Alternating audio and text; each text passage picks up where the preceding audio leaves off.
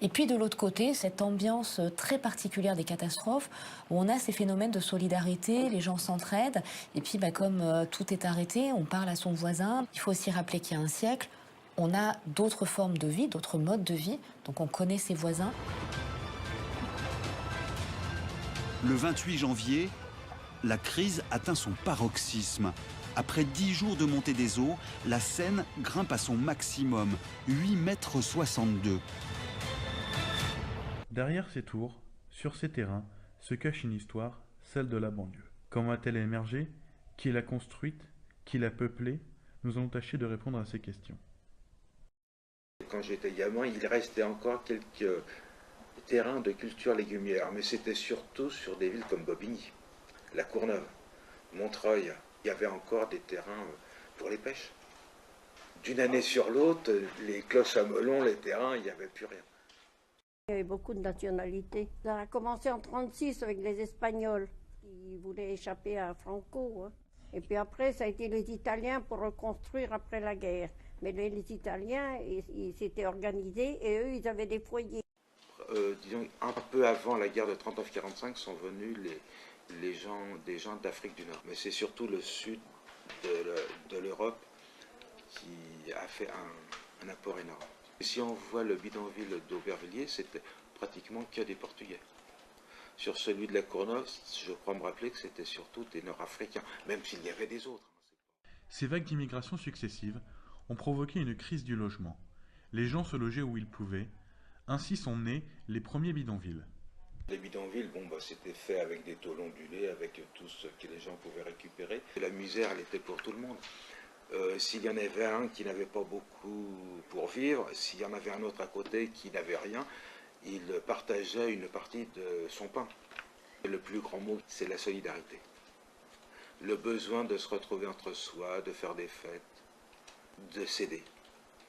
Pour la résorption du bidonville qu'il y avait le long du canal, c'est parce qu'il y a eu un incendie où les 5 Africains sont décédés.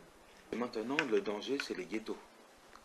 De langue, de culture, on se renferme sur soi-même et c'est la négation du progrès. Alors que c'est le mélange, le brassage qui fait que l'on se comprend mieux et puis on peut mieux vivre ensemble.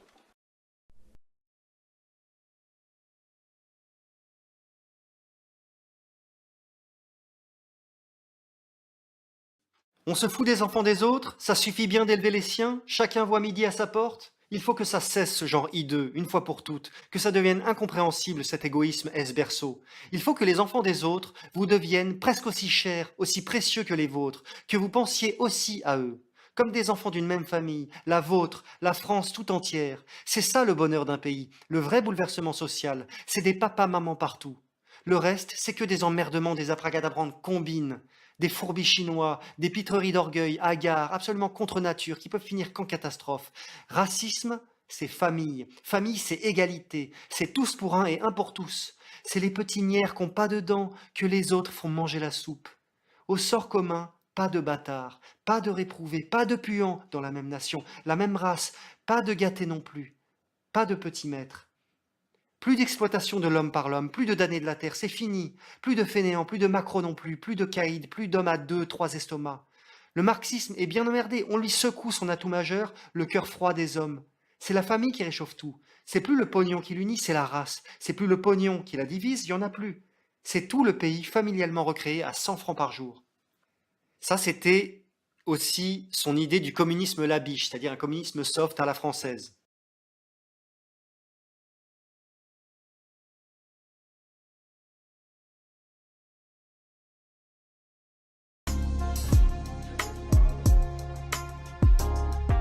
Oui, alors l'enfance, moi j'ai grandi à Creil, dans l'Oise. Le plateau de Creil, le fameux plateau, on entend parler dans les médias, surtout en ce moment-là, récemment encore, malheureusement. J'ai grandi là-haut, de parents ouvriers, mon papa ouvrier dans une usine, ma maman femme de ménage. Aujourd'hui, mon papa n'est plus de ce monde, donc paix à son âme. Et ma maman est gravement malade, donc on s'en occupe avec mon petit frère, parce que j'ai un petit frère qui a 2 ans de moins que moi. Et on a grandi dans ce quartier où il y avait...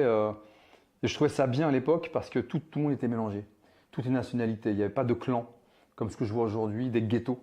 Il n'y avait pas de ghetto à l'époque, moi j'ai pas connu ça. Donc on traînait avec tout le monde, donc il n'y avait pas de racisme, il n'y avait rien. De temps en temps, voilà, il y avait des gens qui se chamaillaient, il y avait des bagarres interquartiers, il y avait toujours des trucs comme ça, mais ça allait, ça allait. Franchement, ça allait. On respectait la police à l'époque. Aujourd'hui, je vois qu'il n'y a plus du tout ce qui se passe là. Il y a encore un flic qui s'est fait tuer là récemment. Et voilà, donc nous, on avait peur de la police à l'époque, donc on fuyait plutôt qu'autre chose, mais on avait des caves dans nos quartiers, donc on est dans les caves, tu rentrais par une entrée et tu sortais par un autre bâtiment. C'était déjà parce que tout était relié. Aujourd'hui, ils ont tout bouché. Ils ont dit, c'est pas possible, on n'arrive pas à les choper. Et voilà, on faisait des bêtises, mais c'était pas non plus des choses gravissimes, quoi. Donc, et en grandissant dans ce quartier, moi, j'étais un des grands plus tard, parce il y avait des vrais grands frères à l'époque, dans les quartiers, des vrais grands frères qui s'occupaient de nous, qui nous interdisaient de faire des choses mauvaises. Ils disaient, ici, ça, il faut pas le faire. Si vous le faites, on vous tape. Et quand on faisait n'importe quoi, on se faisait attraper par les grands frères et ils nous calmaient tout de suite. Donc ça nous permettait de nous canaliser et de ne pas faire tout et n'importe quoi. Et aujourd'hui, on sait que maintenant, les jeunes sont utilisés pour tout trafic que l'on connaît maintenant à travers les médias.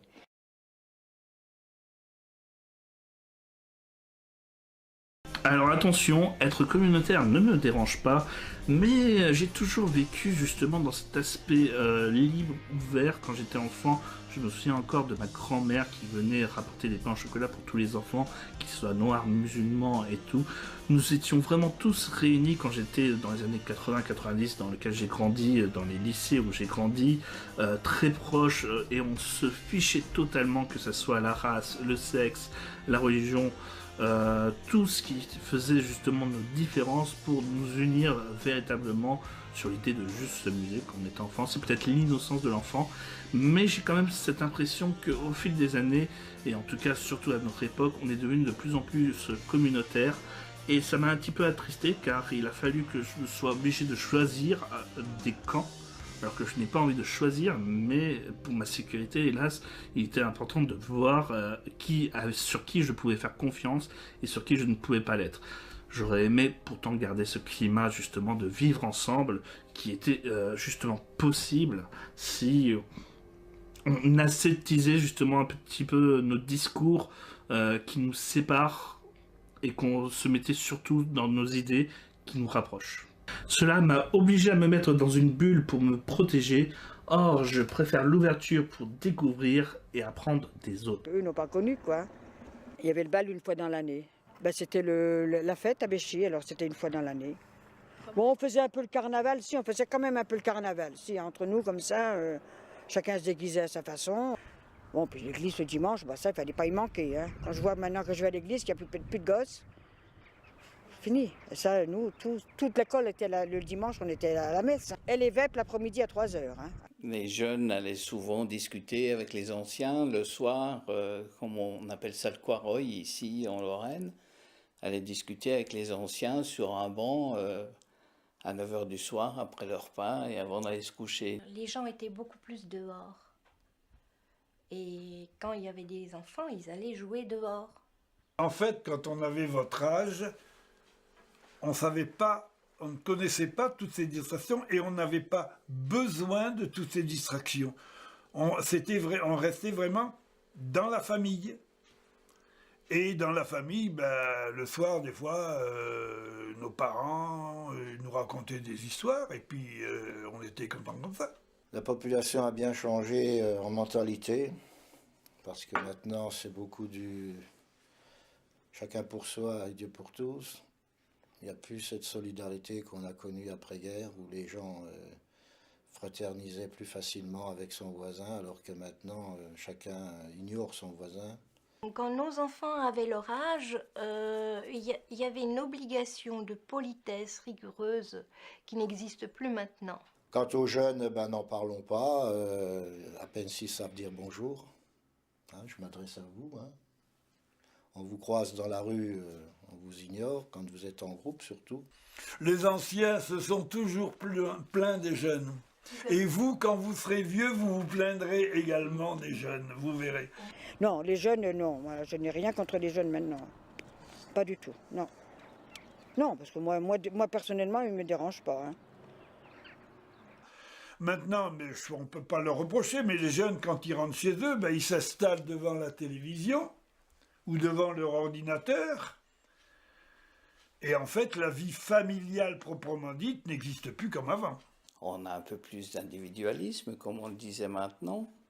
On vit chacun un peu de son côté, ce qui n'est pas très bon, mais...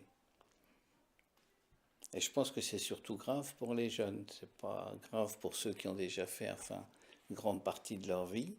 Il va leur manquer, justement, il va leur manquer les échanges, de se frotter à des cultures différentes, à des perceptions différentes.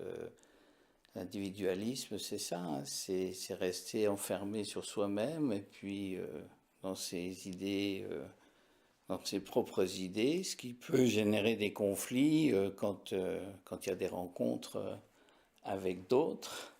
Parce qu'Internet, pour le moment, c'est pas encore très interactif, donc vous vous frottez pas, vous absorbez, mais vous n'échangez pas, vous absorbez. Alors, on fait ce qu'on veut. Bien sûr, on a la liberté. Tiens, on est son propre patron. Voilà. Hein? Quand on est chez un patron, on fait ce que le patron commande. Oui. Quand on est son propre patron, on fait ce qu'on veut. Et ben voilà, un peu philosophe, Louis, quand même. Un peu philosophe. Il y a bien une personne qui m'a baptisé le philosophe. Eh bien, écoutez, nous sommes avec le philosophe de Thuzy. Eh bien, écoutez, c'est le hasard de la rencontre. Hein. Oui. Parce que vous aimez, tiens, allez, la société, on va en parler, elle a quand même vachement changé, cette société, depuis 50-60 ans. Vous avez 68 ans, on va le dire. Hein. C'est-à-dire que maintenant, les gens du pays, il n'y en a bientôt plus. C'est ça. Ici, dans le village, c'est pratiquement presque tout désimplanté. De ceux qui étaient dans le temps, il n'y en a plus. Presque pas. Il y en a bien encore, mais enfin... Bien sûr. Et ça vous chagrine un petit peu? Bah, disons qu'on n'a plus de conversation, plus rien. Ouais. Parce que vous êtes social, vous aimez causer. C'est-à-dire, dans le temps, on allait à la fruitière. Oui. Enfin, on portait le lait au poste, là. Bien sûr. Et il y avait de l'ambiance. Bien sûr. On parlait de quoi? Oh, de tout. De tout. Il n'y avait pas de sujet de conversation. Particulier, bien sûr. Et puis, on trouvait les amis. Voilà. Donc, il n'y a plus de fruitière, on l'a bien dit. Il n'y a pas beaucoup de commerce, il n'y a plus de transport de cars, mais tout fout le camp dans nos campagnes. Ah oui, ça c'est vrai. Tout fout le camp, oui. Ouais. C'est-à-dire que ça s'individualise maintenant. C'est vrai. Ça devient un peu le chacun pour soi. Ouais. Bien souvent encore, on cherche à dépasser son voisin. Ah oui, des petites rivalités, des petites jalousies. Oh, bien sûr. Ah oui. Et vous, ça vous plaît pas trop? Oh, ça m'intéresse pas, moi. Ouais, vous, Louis, votre vie, c'est ici, la campagne, ouais. Les chats avec vous? Un peu de tranquillité. La tranquillité. C'est là qu'on est le mieux, finalement. Ah, bah bien sûr. La ville? La ville, non, c'est pas pour vous? Non. Ouais. Disons, quand on y va, ça fait un changement, quoi. Bien sûr. Et puis on a besoin d'y aller. Parce qu'on rappelle bien, vous aimez discuter, vous. Ça fait une certaine animation. Tout à fait. Mais quand on regarde, des fois, j'y vais en semaine en ville, Rumi, bon, personne. Hein. Alors, nous sommes au mois de mars 2009. La crise économique est au courant. Hein, elle est arrivée ici aussi. Oui, bien sûr. Qu'est-ce que vous en pensez? Oh, ben, on en pense. Hein. Vous, le philosophe de Thuzy, oui. Le philosophe de Thuzy va vous dire ce qu'il pense de la crise économique. Voilà ce que c'est la rançon de l'argent, c'est la rançon du crédit facile. Ah bah écoutez, c'est bien dit, c'est bien vrai. Voilà. Alors après, on appâte les gens, puis un jour ou l'autre, ben, ça se casse la figure. Mais c'est que vous avez bien suivi ce qui s'est passé. C'est tout. Ah oui. Donc il y a une justice, finalement, on est rattrapé par les choses qu'on n'a pas bien faites. Ben oui, mais c'est-à-dire, c'est toujours pareil, c'est ceux qui n'y sont pour rien qui trinquent aussi. C'est vrai aussi. Hein, c'est ça qu'il faut bien comprendre. Hein, tous ceux qu'on met à la porte, ben, d'être à la porte, c'est rien, c'est après pour retrouver un travail, ben, c'est pas jojo. Hein. Absolument. Alors qu'est-ce qu'il faut faire? Bonne question, qu'est-ce qu'il faut faire?